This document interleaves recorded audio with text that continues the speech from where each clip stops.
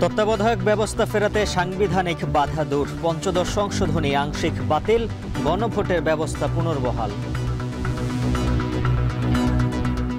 তত্ত্বাবধায়ক সরকার ব্যবস্থা এখনই ফিরে এসছে বলা যাবে না, এটাকে দুভাবে বাতিল করা হয়েছিল। কাজেই আজকে পঞ্চদশ সংশোধনী যেহেতু বাতিল হলো, সংসদের মাধ্যমে তত্ত্বাবধায়ক ব্যবস্থাকে যে বাতিল করা হয় সেই প্রতিবন্ধকতাটা আমরা আজকে পার হয়ে আসলাম। ভোটের নির্দিষ্ট তারিখ চায় বিএনপি, সময় দিতে রাজি জামায়াত, প্রধান উপদেষ্টা ঘোষিত সময়ে নির্বাচন আয়োজন প্রস্তুত ইসি। যখনই উনি চান নির্বাচনের শেষ দিয়ে করুন বা আগামী বছর প্রথম দিয়ে করুন, আমাদের তরফ থেকে আমরা সম্পূর্ণ প্রস্তুত। রূপপুর সহ 9 প্রকল্পে 80,000 কোটি টাকার অনিয়ম, শেখ হাসিনা, রেহানা, জয়, টিউলিপের দুর্নীতি অনুসন্ধানের সিদ্ধান্ত দুদকের।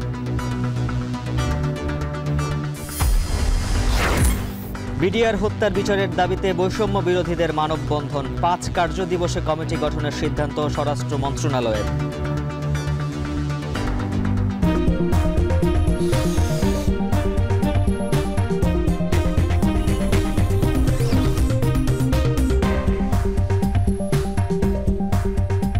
স্বাগত। এখন বিকেলে পুরো আয়োজনের সঙ্গে আছে আমজুল হাফিজ।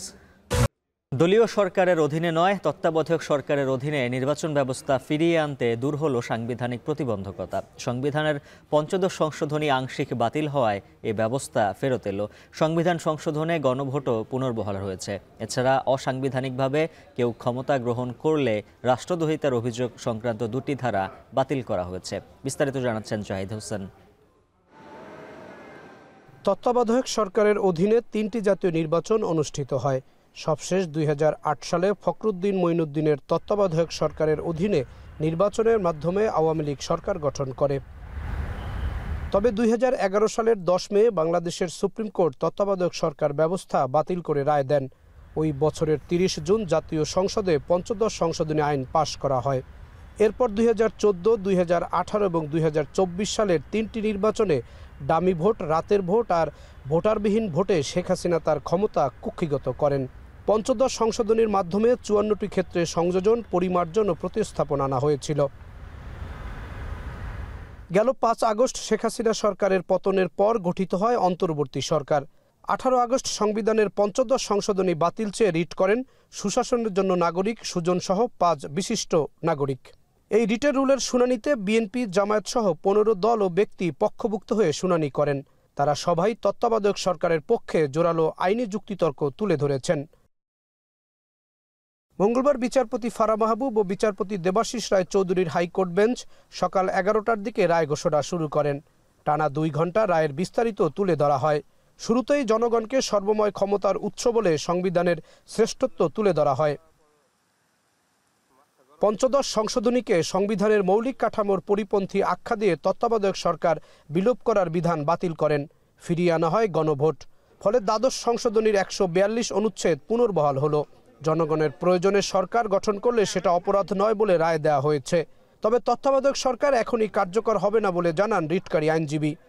আজকে আদালত তত্ত্বাবধায়ক সরকার ব্যবস্থাকে শুধুমাত্র সাংবিধানিক নয়, সাংবিধানিক এবং সংবিধানের একটা মূল কাঠামোর অংশ বলে রায় দিলেন, যেটা আমি মনে করি একটা ঐতিহাসিক। এটা ঐতিহাসিক এবং তত্ত্বাবধায়ক সরকার ব্যবস্থা ফিরে আসার ক্ষেত্রে সবচেয়ে বড় প্রতিবন্ধকতা আমি বলবো যে দূর হলো, যেটা ছিল পঞ্চদশ সংশোধনী। তবে তত্ত্বাবধায়ক সরকার ব্যবস্থা এখনই ফিরে এসছে বলা যাবে না। রায়কে ঐতিহাসিক বলে সন্তুষ্টি প্রকাশ করেন রিটকারী বদিউল আলম মজুমদার। আমি আনন্দিত আমার জন্য নয়, পুরো দেশবাসীর জন্য এবং আপনাদের সকলের জন্য, কারণ আপনারা ভূমিকা পালন করেছেন। গণতান্ত্রিক ব্যবস্থা ফিরে আসলো, গণতান্ত্রিক ব্যবস্থা ফিরে আসলো এটা বলা যাবে না। গণতান্ত্রিক ব্যবস্থা ফিরে আসার একটা গুরুত্বপূর্ণ দ্বার উন্মোচিত হলো। তবে আপিল বিভাগের রায়ের আগেই তত্ত্বাবধায়ক সরকার বহাল করা যাবে বলে মনে করেন অ্যাটর্নি জেনারেল।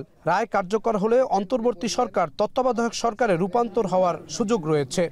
গোটা প্রেক্ষাপট বিবেচনায় নিয়ে সুপ্রিম কোর্ট বলছেন এটা বৈধ এবং সাংবিধানিক সরকার হবে। ওইটার সাথে তত্ত্বাবধায়ক সরকারের কোনো সাংঘর্ষিক কোনো পজিশন নাই। যদি 13 অ্যামেন্ডমেন্টের রায়ের পরে আমরা দেখি, অবশ্যই তত্ত্বাবধায়ক সরকার আন্ডারে হবে। অ্যাপেলেট ডিভিশনের যে রিভিউ পেন্ডিং আছে সেইটাকে বাইপাস করেই এই আইনেই এই রায়ের প্রেক্ষিতে তত্ত্বাবধায়কে ফিরে যাওয়ার সম্ভাবনা আছে।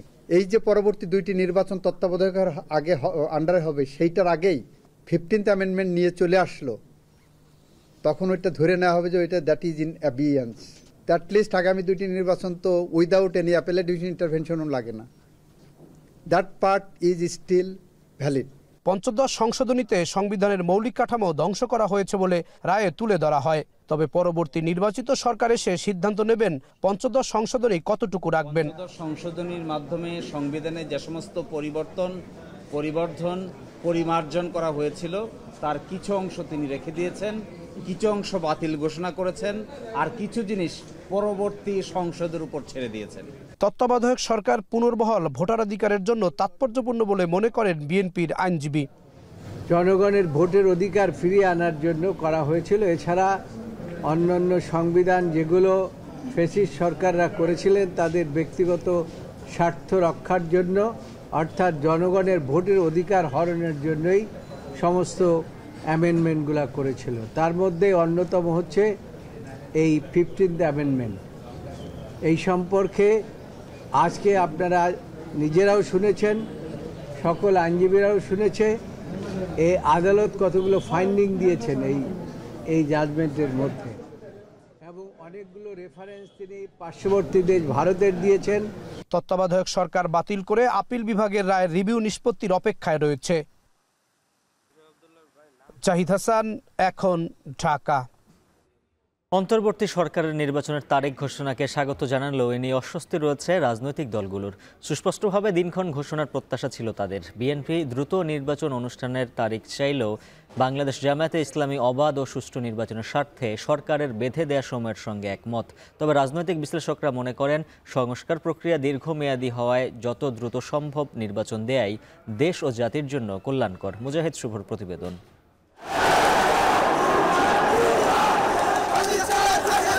স্বৈরাচার শেখ হাসিনা সরকার পতনের পর থেকেই কখন পরবর্তী জাতীয় নির্বাচন অনুষ্ঠিত হবে সে ব্যাপারেই মূল আগ্রহ রাজনৈতিক দলগুলোর।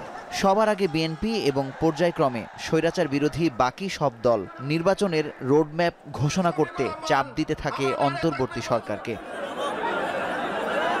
অবশেষে 16 ডিসেম্বর জাতির উদ্দেশ্যে ভাষণে নির্বাচনের সম্ভাব্য সময় ঘোষণা করেন প্রধান উপদেষ্টা ডক্টর মোহাম্মদ ইউনূস। 2025 সালের শেষ দিক থেকে 2026 সালের প্রথমার্ধের মধ্যে নির্বাচনের সময় নির্ধারণ করা যায়। এই ঘোষণাকে স্বাগত জানালেও ভিন্ন ভিন্ন মত রয়েছে প্রধান রাজনৈতিক দলগুলোর। বিএনপির স্থায়ী কমিটির সদস্য খন্দকার মোশাররফ হোসেন অন্তর্বর্তী সরকারকে আরও সুস্পষ্টভাবে নির্বাচনের সময় ঘোষণার আহ্বান জানিয়েছেন। সরকার আন্তরিক হলে আরও আগে নির্বাচন করা সম্ভব বলে মনে করেন তিনি। যদি সরকার আন্তরিক হয় এবং নির্বাচন কমিশন আন্তরিক হয়, তার আগেই নির্বাচন করা সম্ভব। এবং যেহেতু দেশে নানা ধরনের ষড়যন্ত্র চলছে, আমরা বিশ্বাস করি যে নির্বাচনের রোডম্যাপটি স্পষ্টভাবে ঘোষণা করা হলে জনগণ নির্বাচনমুখী হয়ে যাবে এবং তখন এই জনগণের মধ্যে আর কোনো ষড়যন্ত্র ছড়ানো সম্ভব হবে না। সেই জন্যই সরকারের স্বার্থে, এদেশের জনগণের স্বার্থে যত দ্রুত সম্ভব নির্বাচন হওয়া প্রয়োজন। 2-3 মাস আগে বা পরে নির্বাচন যখনই হোক তা কতটা সুষ্ঠু, নিরপেক্ষ ও জবাবদিহিতামূলক হচ্ছে সেদিকে বেশি জোর দিচ্ছে বাংলাদেশ জামায়াতে ইসলামী। দলের সেক্রেটারি মিয়া গোলাম পরোয়ার বলেন, সুষ্ঠু নির্বাচনের স্বার্থে যতটুকু সংস্কার প্রয়োজন কেবল সেদিকেই মনোযোগ দেওয়া উচিত অন্তর্বর্তী সরকারের। 14, 18, 24-এ ভোট দিতে পারে নাই, সেই পরিস্থিতি হয়ে গেলে ও আরও 2 বছর পরে ভোট দিয়েও কোনো লাভ নাই। এনারা তো রাষ্ট্র শাসনের জন্য আসেন নাই, ইনারা এসছেন একটা ইলেকশন দিয়ে চলে যাবেন। ফলে এতগুলো সমস্ত হোল স্টেটের সব অর্গানের সংস্কারের কাজটা কিন্তু খুব লম্বা সময়ের ব্যাপার। এটা এই অন্তর্বর্তীকালীন সরকারের পক্ষে এই মেয়াদে সম্ভব নয়। সেটা যদি উনি চিন্তা করে থাকেন সব কিছু করে আমি তারপর যাব, ইট উইল টেক টাইম, লম্বা সময় হয়ে যাবে, তাহলে উনি ওনার এই কথার উপরেও ঠিক থাকতে পারবেন না। জাতির প্রত্যাশা অনুযায়ী এটা আরও একটু আগে হওয়া সম্ভব ছিল। তবে রাজনৈতিক বিশ্লেষকরা মনে করেন সংস্কার প্রক্রিয়া দীর্ঘমেয়াদী হওয়ায় অন্তর্বর্তী সরকারের মূল লক্ষ্য হওয়া উচিত জনগণের প্রতিনিধির কাছে দ্রুত ক্ষমতা হস্তান্তর। তাই সংস্কার প্রক্রিয়ায় আরও গতি আনার তাগিদ দেন তারা।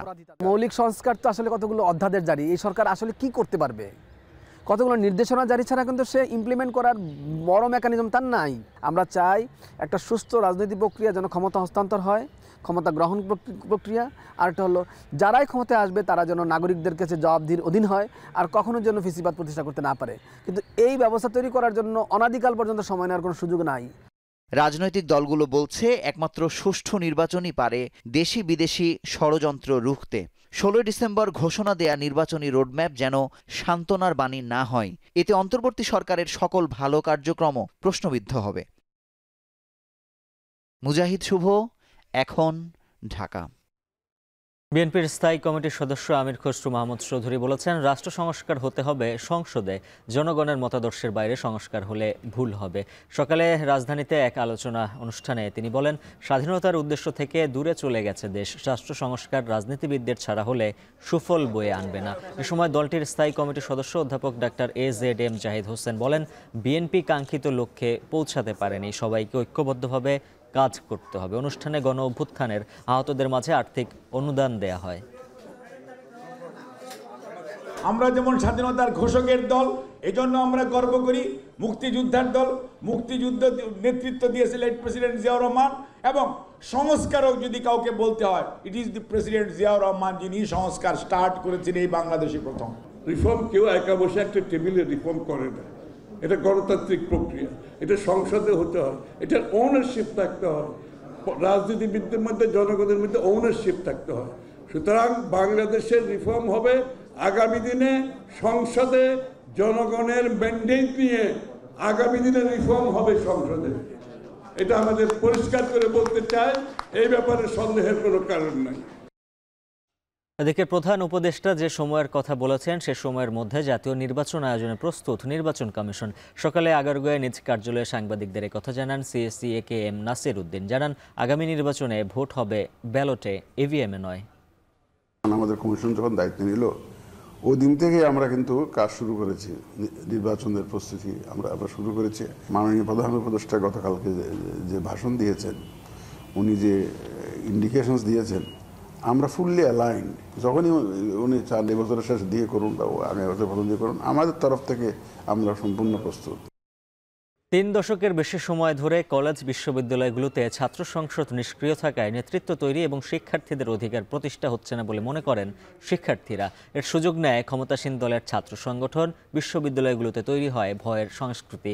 5 আগস্টের অভ্যুত্থানের পর তাই জোরালো হয় ছাত্র সংসদকে সক্রিয় করার দাবি। তবে বৈষম্য বিরোধী ছাত্র আন্দোলন, ছাত্র শিবির ও ছাত্র ইউনিয়ন দ্রুত নির্বাচনের কথা বললেও পর্যাপ্ত সময় চাইছে ছাত্রদল। বাকিটা জানাচ্ছেন ফরহাদ বিন নূর। রাতভর নির্মম নির্যাতনের পর আবরার ফাহাদের এই নিথর দেহ। 5 বছর আগে বুয়েট শাখা ছাত্রলীগের হাতে মেধাবী শিক্ষার্থীকে হত্যার পেছনেই একটি ফেসবুক স্ট্যাটাস,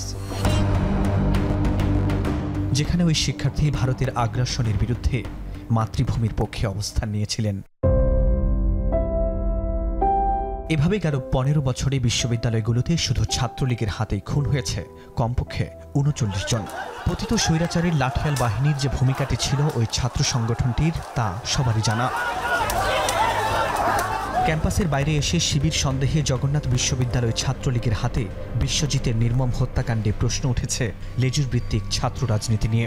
গণ অভ্যুত্থানের পর এমন কর্মকাণ্ড দেখিয়ে যখন ছাত্রলীগকে নিষিদ্ধ করেছে সরকার, তখন নানা আলোচনা আর সমালোচনার দায় নিয়ে আওয়াজ উঠেছে ক্যাম্পাসে ছাত্র রাজনীতি এবং ছাত্র সংসদের। আমাদের ভিতরে যে নেতৃত্বের গুণাবলী বিকশিত করার জন্য ছাত্র সংসদ দরকার।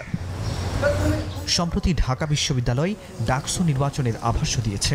জুলাই আন্দোলনের নেতৃত্ব দেয়া এই ছাত্রনেতা বলছেন, এর মাধ্যমে কাঙ্ক্ষিত নতুন রাজনৈতিক বন্দোবস্তের পথ তৈরি হবে। তো আমাদের যারা গ্রামে যে সরকারি কলেজগুলো আছে সেখান থেকেও যাতে সাধারণ ছাত্ররা ছাত্র প্রতিনিধি হিসেবে উঠে আসতে পারে, যেটার মাধ্যমে আমাদের একটা সুস্থ ধারা ছাত্র রাজনীতি প্রচলন হতে পারবে। ছাত্র ইউনিয়ন বলছে, দ্রুতই নির্বাচন করা উচিত, কিন্তু তার আগে ডাকসুর যে গঠনতন্ত্রের প্রয়োজনীয় সংশোধনগুলি, সেই সংশোধনগুলি করা দরকার। ইসলামী ছাত্র শিবির মনে করে, ছাত্র সংসদ নির্বাচন জাতীয় সংসদ নির্বাচন সুষ্ঠু হবে কিনা তার একটা দৃষ্টান্ত হতে পারে। জাতীয় নির্বাচনে যেমন অনেক বড় আয়োজন লাগে, অনেক প্রস্তুতি লাগে, ক্যাম্পাসে তো আসলে এটা লাগে না। তো এই জন্য এটা আমরা মডেল হিসেবে নিতে পারি। যদিও এখনই ছাত্র সংসদ নির্বাচন চায় না জাতীয়তাবাদী ছাত্রদল, কিন্তু কেন? একক ব্যক্তিকে অথবা ছাত্র সংসদগুলোর যারা প্রার্থী হবে তাদেরকে তো বোঝার জন্য সেই সময়টুকু শিক্ষার্থীদেরকে দিতে হবে, দিয়ে তারপর ছাত্র সংসদ নির্বাচন করলে সেটি কার্যকর হবে। 52 ভাষা আন্দোলন, 71-এর মহান স্বাধীনতা সংগ্রাম সহ দেশের সকল গণতান্ত্রিক ইতিহাসের সাক্ষী ঢাকা বিশ্ববিদ্যালয় কেন্দ্রীয় ছাত্র সংসদ। স্বৈরাচার আওয়ামী লীগের পতনের পর শিক্ষার্থীদের মাঝে সুষ্ঠু গণতন্ত্র চর্চা এবং তাদের অধিকার আদায়ে ডাকসু সহ সকল কলেজ বিশ্ববিদ্যালয়ে ছাত্র সংসদ নির্বাচন এখন জরুরি বলেই মনে করেন শিক্ষার্থীরা। ফরহাদ বিন নূর, এখন, ঢাকা। রূপপুর পারমাণবিক বিদ্যুৎ কেন্দ্র সহ আওয়ামী লীগ আমলের 9টি মেগা প্রকল্পে 80,000 কোটি টাকা অনিয়ম হয়েছে। এজন্য সাবেক প্রধানমন্ত্রী শেখ হাসিনা সহ তার পরিবারের 4 জনের বিরুদ্ধে অর্থ আত্মসাতের ও পাচারের অভিযোগ অনুসন্ধান করবে দুদক। মঙ্গলবার দুদকের এক বৈঠকে সিদ্ধান্ত হয়েছে। পরে জানানো হয়, রূপপুর পারমাণবিক বিদ্যুৎ কেন্দ্র, আশ্রয়ন প্রকল্প, বেবজা সহ 9টি প্রকল্পে কমপক্ষে 80,000 কোটি টাকারও বেশি অর্থ লুটপাট করা হয়েছে। শেখ হাসিনা, তার বোন শেখ রেহানা, ছেলে সজীব অজেদ জয় এবং ভাতিজি টিউলিপের বিরুদ্ধে এই অর্থ আত্মসাৎ করা এবং দেশের বাইরে পাচারের অভিযোগ রয়েছে। অভিযোগ যাচাই বাছাই শেষে কমিশনের বৈঠকে অনুসন্ধানের সিদ্ধান্ত হয়। এদিকে আপাতত এই 4 জনের বিষয়ে অনুসন্ধানের সিদ্ধান্ত হলে অন্যদের জড়িত থাকার প্রমাণ বা অভিযোগ পেলে সেই সব ব্যক্তিদের নামও যুক্ত হতে পারে বলে জানা গেছে। গণহত্যা ও মানবতা বিরোধী অপরাধের মামলায় শেখ হাসিনার বিরুদ্ধে 2 মাসের মধ্যে তদন্ত শেষ করার নির্দেশ দিয়েছেন আন্তর্জাতিক অপরাধ ট্রাইব্যুনাল। পরবর্তী শুনানি হবে 18 ফেব্রুয়ারি। সকালে গণহত্যার অভিযোগে গ্রেপ্তার সাবেক 12 মন্ত্রীসহ 16 আসামিকে আন্তর্জাতিক অপরাধ ট্রাইব্যুনালে হাজির করা হয়। এ সময় চিফ প্রসিকিউটর ট্রাইব্যুনালের কাছে আসামিদের বিরুদ্ধে তদন্তের অগ্রগতি প্রতিবেদন দাখিল করেন। এর আগে আদালতের নির্দেশে গত 18 নভেম্বর ট্রাইব্যুনালে হাজির করা হয় বিগত আওয়ামী লীগ সরকারের মন্ত্রী আনিসুল হক, ফারুক খান, ডাক্তার দীপুমণি, রাশেদ খান মেনন, হাসানুল হক ইনু, শাহজাহান খান ও গোলাম দস্তগীর গাজী সহ 13 জনকে। এর বাইরে নতুন করে আরও 3 জন সাবেক মন্ত্রী আমির হোসেন আমু, আব্দুর রাজ্জাক ও অ্যাডভোকেট কামরুল ইসলামকেও হাজির করা হয়।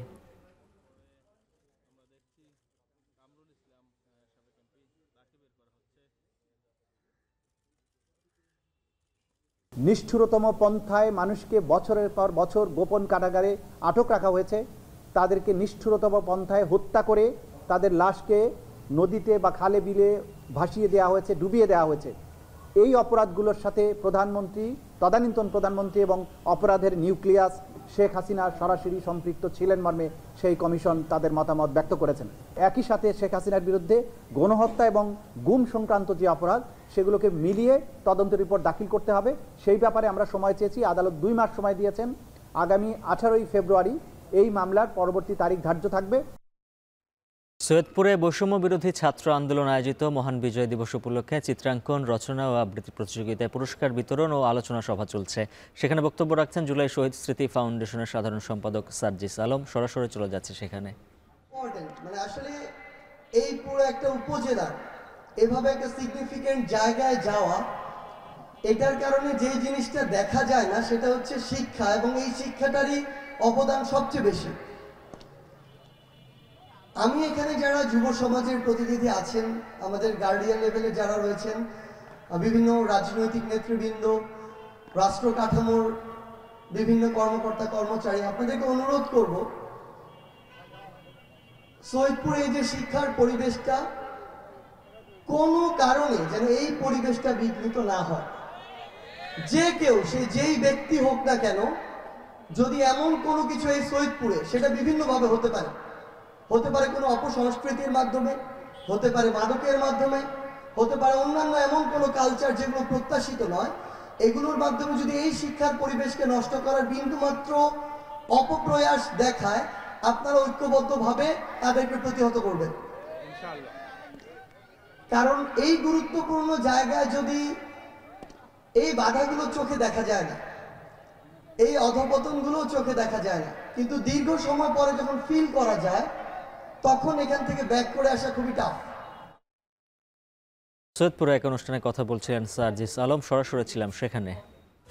বিডিআর হত্যা তদন্তে 5 কার্য দিবসের মধ্যে কমিটি গঠনের সিদ্ধান্ত নেওয়া হয়েছে বলে জানিয়েছেন স্বরাষ্ট্র উপদেষ্টা জাহাঙ্গীর আলম।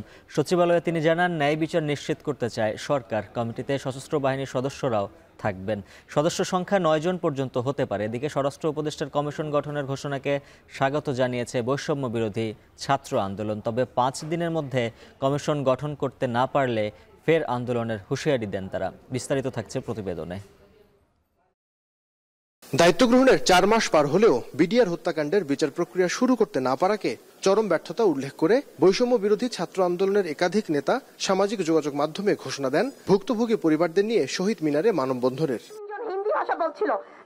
তবে তার আগেই মঙ্গলবার সকালে স্বরাষ্ট্র উপদেষ্টা সাংবাদিকদের জানান, বিডিআর বিদ্রোহের ন্যায় বিচার নিশ্চিতে বদ্ধপরিকর সরকার। 5 কর্মদিবসের মধ্যে তদন্ত কমিটি গঠনেরও ঘোষণা দেন তিনি।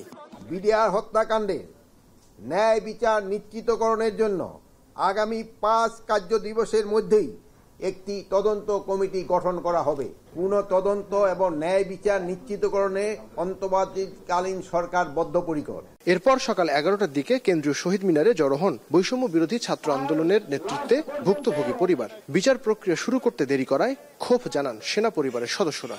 সকল রিটায়ার্ড সদস্যদের পক্ষ থেকে একটা কথা বলতে চাই, এই হত্যাকাণ্ডের পূর্ণ তদন্ত, পূর্ণ বিচার না হওয়া পর্যন্ত আমরা ঘরে ফিরব না। যদি 5 দিনের মধ্যে স্বাধীন এবং নিরপেক্ষ কমিশন গঠন না হয় তাহলে 6ষ্ঠ দিন আমারও দেখা হবে বাংলাদেশ।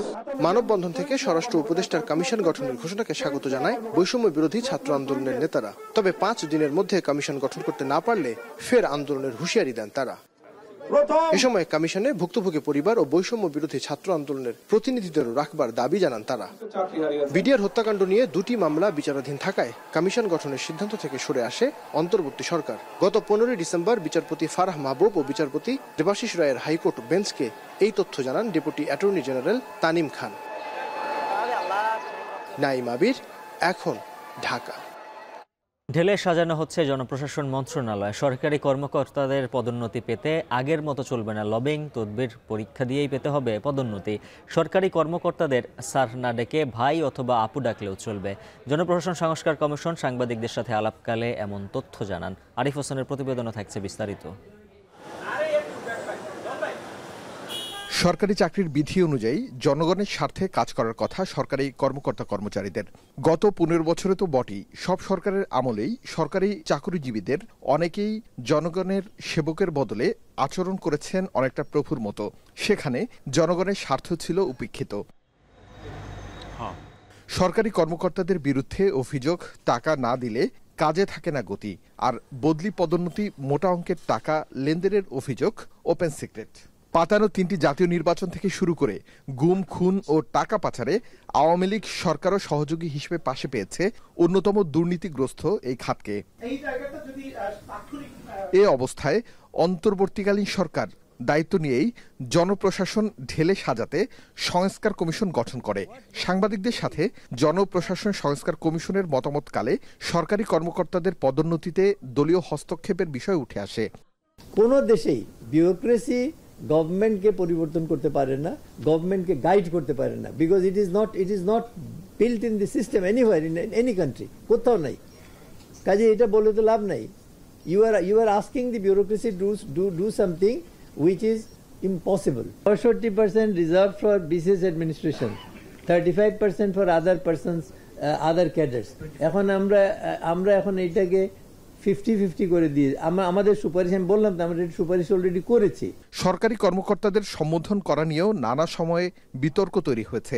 সংস্কার কমিশন স্পষ্ট জানিয়ে দিল 5 আগস্টের পরে স্যার বলার বাধ্যবাধকতা নেই।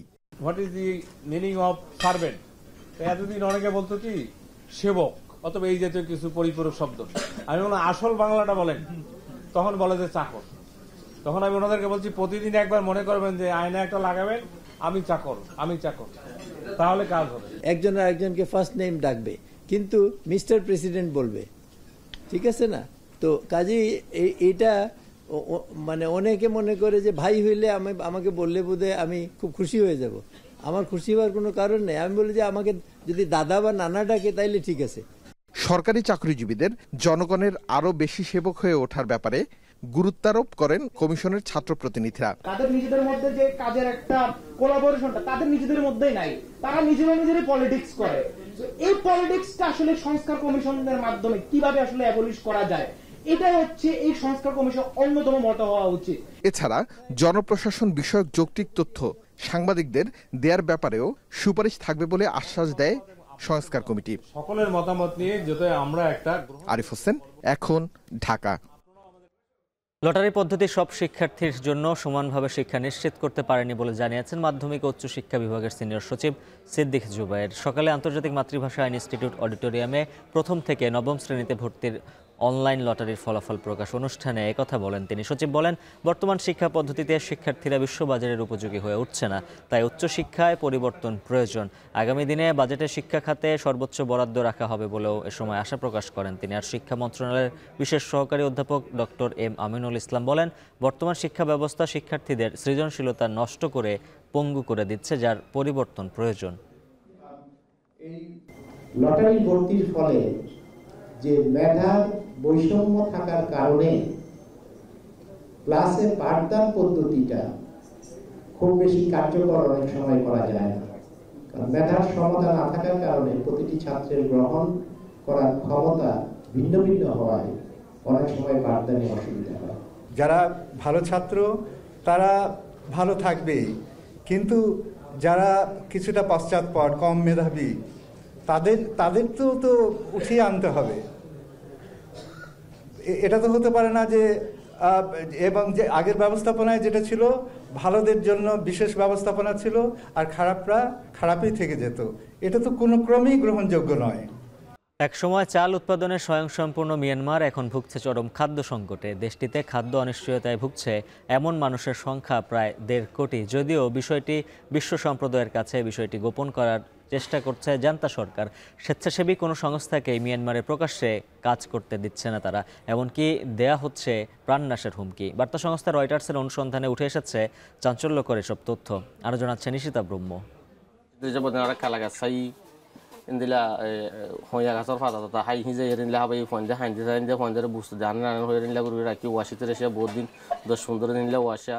সম্প্রতি মিয়ানমারের রাখাইন রাজ্য থেকে কোনো রকমে জীবন নিয়ে পালিয়ে বাংলাদেশে এসেছেন 43 বছর বয়সী রোহিঙ্গা মোহাম্মদ মুন্না। বলছিলেন ভয়াবহ অভিজ্ঞতার কথা। রাখাইন রাজ্যের পাশাপাশি সেনাবাহিনী আর বিদ্রোহীদের সংঘাতে বিপর্যস্ত সব অঞ্চলেই সাধারণ মানুষের অবস্থা এমনই করুন। সমাজ লিতে আসলাম, সমাজের মধ্যে আমরা ওজন হলে হাই গুঙ্গুরি মুটা আসলাম, তো হাইলি না পারে চিন্তালে ইন্দিলে তো ফয়েন্স ইন্দিলে ওয়াশিতে এসে বুকুন লাড়া লাড়া হয়ে ইরাবতী নদীর অববাহিকায় থাকায় একসময় বিপুল পরিমাণ চালের উৎপাদন হতো দক্ষিণ পূর্ব এশিয়ার দেশ মিয়ানমারে। দেশটিকে বলা হতো অন্নপূর্ণা। চালের এই স্বয়ংসম্পূর্ণতা এখন রূপ নিয়েছে ভয়াবহ খাদ্য সংকটে। পৃথিবীর সবচেয়ে করুণ খাদ্য সংকট এখন মোকাবিলা করছে দেশটি। যদিও পুরো বিষয়টি সুনিপুণ দক্ষতার সঙ্গে গোপন করে রেখেছে জান্তা সরকার। সাম্প্রতিক সময়ে বার্তা সংস্থা রয়টার্সের প্রতিবেদনে উঠে এসেছে এমন ভয়াবহ তথ্য। মিয়ানমারের ক্ষমতাসীন জান্তা সরকার গবেষকদের কোনো তথ্য সংগ্রহ করতে দিচ্ছেন না। মানবিক সহায়তা কর্মীদেরও কোনো তথ্য প্রকাশ করতে দেয়া হচ্ছে না। বিগত 2 বছর ধরে মিয়ানমারের লাখ লাখ সাধারণ মানুষ যে চরম ক্ষুধা সহ্য করে আছে, সেই খবর প্রকাশ না করতেও জান্তা সরকারের পক্ষ থেকে দেয়া হচ্ছে হুমকি।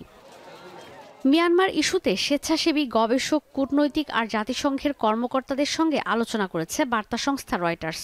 আইপিসির এক প্রতিবেদনে দেখা গেছে দেশের 1,44,00,000 বা 1/3 মানুষই চরম খাদ্য অনিশ্চয়তায় ভুগছে।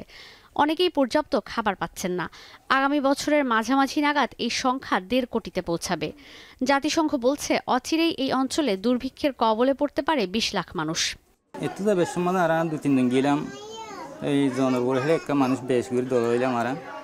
যদিও জান্তা সরকারের পক্ষ থেকে জাতিসংঘকে বলা হয়েছে দেশকে ইউক্রেন বা গাজার মতো যুদ্ধবিধ্বস্ত ব্যর্থ অঞ্চল হিসেবে মেনে নিতে চায় না তারা।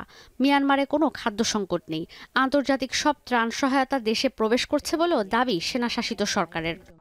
গেল এক বছরে জান্তা সরকার আর জান্তা বিরোধী গোষ্ঠীর ভয়াবহ সংঘাতে দেশটিতে খাদ্যপণ্যের দর মানুষের ক্রয় ক্ষমতার বাইরে চলে গেছে। আমদানিতে বিধিনিষেধ থাকায় যোগ হয়েছে মূল্যস্ফীতি। রাখাইনে গেল বছর খাদ্যপণ্যের দাম 150% বেড়েছে। 2021 সাল থেকে এখন পর্যন্ত রাখাইন 10 গুণ বেশি ব্যয়বহুল হয়ে পড়েছে। বিভিন্ন সূত্র মতে চলতি বছর রাখাইন ছেড়ে বাংলাদেশে পালিয়েছেন 70,000 রোহিঙ্গা। ঈশিতা ব্রহ্ম, এখন বিশ্ব। কানাডার প্রধানমন্ত্রী জাস্টিন ট্রুডোর পদত্যাগের দাবি ক্রমেই জোরালো হচ্ছে। যুক্তরাষ্ট্রের সঙ্গে বাণিজ্য যুদ্ধের শঙ্কায় লিবারেল পার্টির শীর্ষ নেতার পদ থেকেও সরে যেতে হতে পারে তাকে। নিজ দলেই কোণঠাসা 52 বছর বয়সী এই নেতা। শপথের আগে নবনির্বাচিত মার্কিন প্রেসিডেন্ট ডোনাল্ড ট্রাম্পের সঙ্গে যুক্তরাষ্ট্রে গিয়ে দেখা করার কৌশলকেও ভুল বলছেন বিশ্লেষকরা। কানাডা থেকে আরও জানাচ্ছেন সৈয়দ ইফতেখার। উচ্চ মূল্যস্ফীতি আর অর্থনৈতিক নানা টানাপোড়েনে গেল 2-1 বছরে জনপ্রিয়তা হ্রাস পায় কানাডার প্রধানমন্ত্রী জাস্টিন ট্রুডোর। দলেও কোণঠাসা হয়ে পড়েন। বিরোধীরা পদত্যাগের দাবি আগেই তুলেছিল, এবার নিজ দলের নেতারাই সরে যেতে বলছেন। এর আগেও তারা এমন দাবি জানান, তখন থেকে যান ট্রুডো। তবে সোমবার অর্থমন্ত্রী ক্রিস্টিয়া ফ্রিল্যান্ড পদত্যাগ করলে ট্রুডোরও দায়িত্ব ছাড়ার দাবি জোরালো হয়। মূলত যুক্তরাষ্ট্রের নবনির্বাচিত প্রেসিডেন্ট ডোনাল্ড ট্রাম্প কানাডার সঙ্গে বাণিজ্য যুদ্ধের হুমকি দিয়ে রেখেছেন। জানুয়ারিতে দায়িত্ব নিয়ে 25% শুল্ক আরোপ করতে পারেন। মেক্সিকোর মতো কানাডাকেও চাপে ফেলবেন ট্রাম্প, যা মিটমাট করতে যুক্তরাষ্ট্রে ছুটে যান ট্রুডো। কিন্তু তাতেও কোনো কাজ হয়নি বলছেন খোদ দীর্ঘদিনের মিত্ররা। But what is clear, given what we have seen, Justin Trudeau and a Liberal government that are focused on themselves, they are infighting at a time when people cannot even do their groceries. They can't even find homes that are affordable. And we've got the threat of Donald Trump and 25% tariffs. ইতোমধ্যে liberal নেতা Dominic লেব্লাঙ্ককে অর্থমন্ত্রীর দায়িত্ব দিয়েছেন Trudeau. প্রধানমন্ত্রীর লক্ষ্য 2025 সালের অক্টোবরে পরবর্তী নির্বাচন না হওয়া পর্যন্ত দায়িত্ব চালিয়ে যাওয়া। তবে পরিস্থিতি অনুকূলে রাখাই এখন বড় challenge. My conversation with the Prime Minister today was entirely focused on the work that we want to do to support Canadians around affordability, obviously the threat of tariffs coming from an incoming administration and what we need to do to protect the Canadian economy. পুরো বিষয়টি নিয়ে পার্লামেন্টে উত্তেজনা বিরাজ করছে। Conservative নেতা peer পলিয়েভ আবারও তুলে ধরেন কেন প্রধানমন্ত্রী থাকার অধিকার হারিয়েছেন একসময়ের তুমুল জনপ্রিয় নেতা ট্রুডো। সৈয়দ ইফতেখার, এখন কানাডা। আবারও বায়ু দূষণ পরিস্থিতির ব্যাপক অবনতি হয়েছে ভারতের রাজধানী দিল্লিতে। দূষণ নিয়ন্ত্রণে এরই মধ্যে নানা বিধিনিষেধ আরোপ করেছে দিল্লি প্রশাসন। স্থানীয় সময় মঙ্গলবার সকাল 7টার দিকে সুইস আইকিউ এয়ারে দিল্লির বায়ুর মান সূচক ছিল 427। সোমবার বিকাল পর্যন্ত 24 ঘন্টার গড় বায়ুর মান সূচক 479-তে থাকলেও রাত 10টার দিকে তার 400 পার করে। দূষিত নগরীর তালিকায় শীর্ষে উঠে আসে 3.5 কোটির বাসিন্দার এই জনপদ। দূষণ নিয়ন্ত্রণে দিল্লিতে ট্রাক প্রবেশ, রাস্তা, ভবন সহ সব ধরনের নির্মাণ ও স্থাপনা ভাঙা ও মেরামত নিষিদ্ধ করা হয়েছে। সরকারি বেসরকারি অফিস আদালতে উপস্থিতি 50% নামিয়ে বাকিদের বাড়ি থেকে কাজ করতে বলা হয়েছে। স্কুল কলেজ সহ বিভিন্ন শিক্ষা প্রতিষ্ঠান বন্ধের কথাও ভাবছে প্রশাসন। এখন বিকেল শেষ করার আগে শিরোনামগুলো আরও একবার। তত্ত্বাবধায়ক ব্যবস্থা ফেরাতে সাংবিধানিক বাধা দূর, পঞ্চদশ সংশোধনী আংশিক বাতিল, গণভোটের ব্যবস্থা পুনর্বহাল। তত্ত্বাবধায়ক সরকার ব্যবস্থা এখনই ফিরে এসছে বলা যাবে না, এটাকে দুভাবে বাতিল করা হয়েছিল। কাজেই আজকে পঞ্চদশ সংশোধনী যেহেতু বাতিল হলো, সংসদের মাধ্যমে তত্ত্বাবধায়ক ব্যবস্থাকে যে বাতিল করা হয় সেই প্রতিবন্ধকতাটা আমরা আজকে পার হয়ে আসলাম। ভোটের নির্দিষ্ট তারিখ চায় বিএনপি, সময় দিতে রাজি জামায়াত। প্রধান উপদেষ্টা ঘোষিত সময়ে নির্বাচন আয়োজনে প্রস্তুত ইসি। যখনই উনি চান এই বছরের শেষে দিয়ে করুন বা আগামী বছর প্রথম দিয়ে করুন, আমাদের তরফ থেকে আমরা সম্পূর্ণ প্রস্তুত। রূপপুর সহ 9 প্রকল্পে 80,000 কোটি টাকার অনিয়ম। শেখ হাসিনা, রেহানা, জয় ও টিউলিপের দুর্নীতি অনুসন্ধানের সিদ্ধান্ত দুদকের।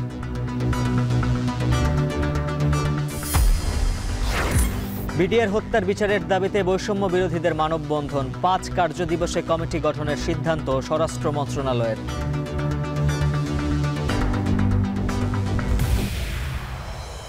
আর এ ছিল এখন বিকেলের আয়োজন। এখন টেলিভিশন ওয়েবসাইটে দেখুন এখন.tv, এছাড়া ফেসবুকে দেখতে ভিজিট করুন facebook.com/tv.এখন, ইউটিউবে সরাসরি দেখুন youtube.com/c/echontv।